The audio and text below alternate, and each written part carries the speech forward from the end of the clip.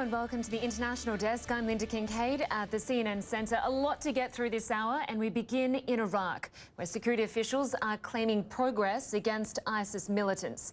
They say allied Iraqi and Shia paramilitary forces have reclaimed most of the key oil refinery in Beiji.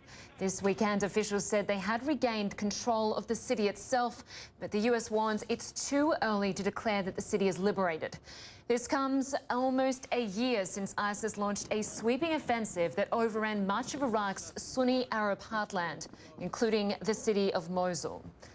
Let's get more now from senior international correspondent Ben Wedeman in Baghdad. And Ben, first let's look at Mosul, Iraq's second largest city. Estimates vary, but most diplomats and military commanders agree that government forces and tribal fighters far outnumber the ISIS militants in that city.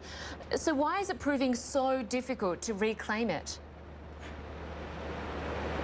Well, largely because there doesn't seem to be a consensus within Iraq, within the Iraqi government, on how to do it. Keep in mind, on the one hand, that ISIS's fighters seem to be highly motivated. They use all sorts of unconventional tactics, which the Iraqi army is having a very hard time dealing with, as we've seen most recently in Ramadi, which fell on May 17th to ISIS.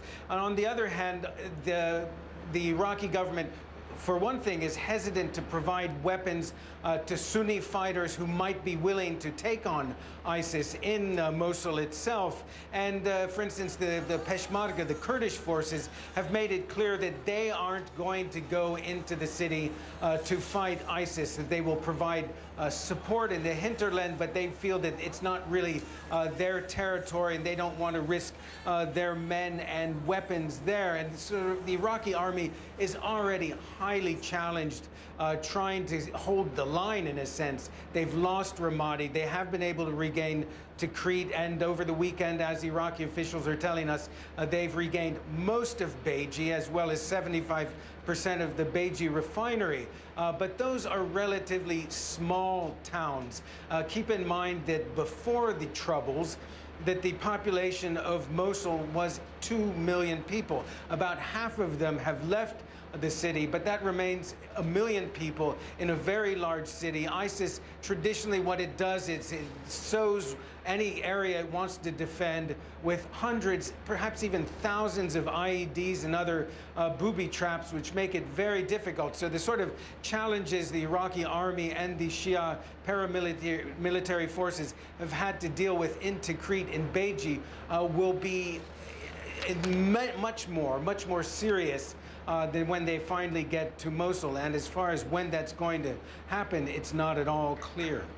Lynda? And Ben, of course, the civilian population is continuing to pay a high price for this surge in violence. Millions have fled.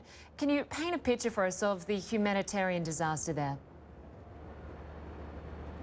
Well, it definitely is a disaster. Around 3 million people have been made homeless over the last year, and they're sort of spread out around the country. Now, for instance, today we went to an old girls' school that has been converted to essentially a refugee camp for 48 Christian families from Mosul, and they complain, for instance, that the government hasn't provided them with any assistance, that they're living off donations by private individuals and international relief groups, and many of them have simply given up hope that they will ever to be able to go back home. In fact, one man I spoke to today said the chances that he'll ever see his home again in Mosul is 1 in a million.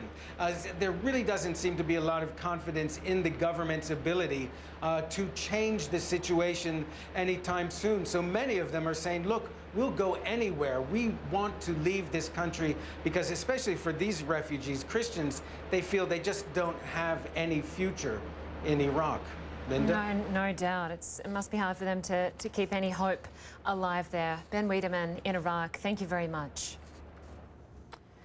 US allies conducted more airstrikes against ISIS positions in Iraq and Syria in the past 24 hours. But a comment from US President Barack Obama on Monday is raising eyebrows and leading some to question how committed the US really is to helping Iraq defeat ISIS. CNN Pentagon correspondent Barbara Starr joins us now from Washington. And Barbara, you know, the US has had this commitment to destroy and degrade ISIS for a very long time. Was it an accidental slip yesterday when the president spoke at the G7 summit, revealing that there isn't a complete strategy?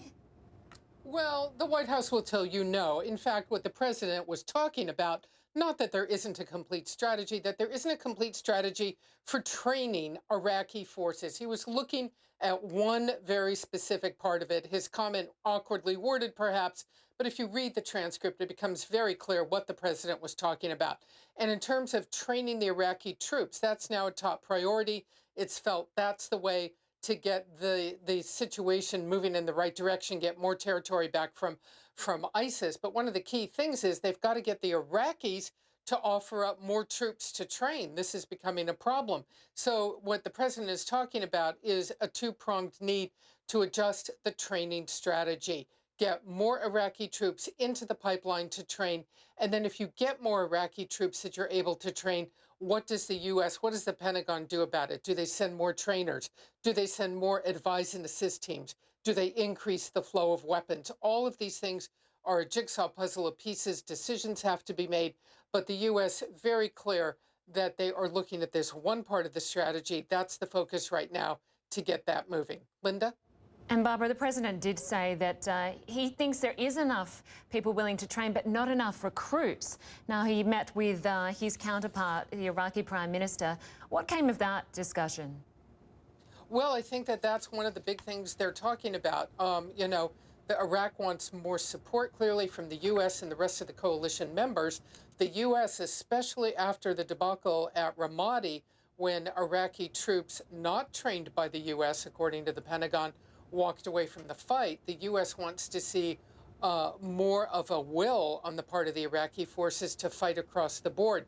The sense that Pentagon officials say they have is when those Iraqi troops have gone through the U.S. training, they're much more competent and they're more confident, but still a very long way to go.